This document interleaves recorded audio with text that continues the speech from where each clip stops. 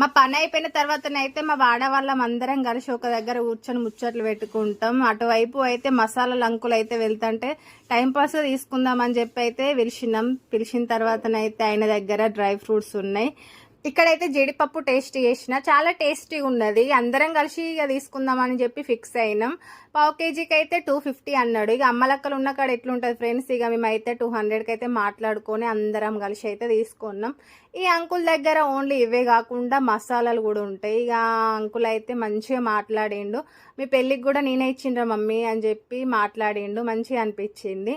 ఇంకా జీలకర్ర కూడా ఉన్నదిరా మమ్మీ కొంచెం టేస్ట్ చేయరా అంటే, జీలకర్ర ఏం టేస్ట్ చేస్తాం అంకుల్ అని చెప్పి కొంచెం తీసుకొని అట్లా నోట్లో అయితే వేసుకొని మిగతాది అయితే అందులోనే ఇంకా అంకుల్కి అయితే వీడియో తీస్తున్న అంకుల్ అని చెప్పిన. అంకుల్ ఏమైతుందిరా మమ్మీగా తీసుకోరా అన్ని చూపి అని చెప్పి ఇక నాకైతే కవర్ అయితే ఇచ్చేసిండు. అంకుల్ కూడా బాగా సపోర్ట్ చేసిండు. చూడండి ఫ్రెండ్స్, ఇక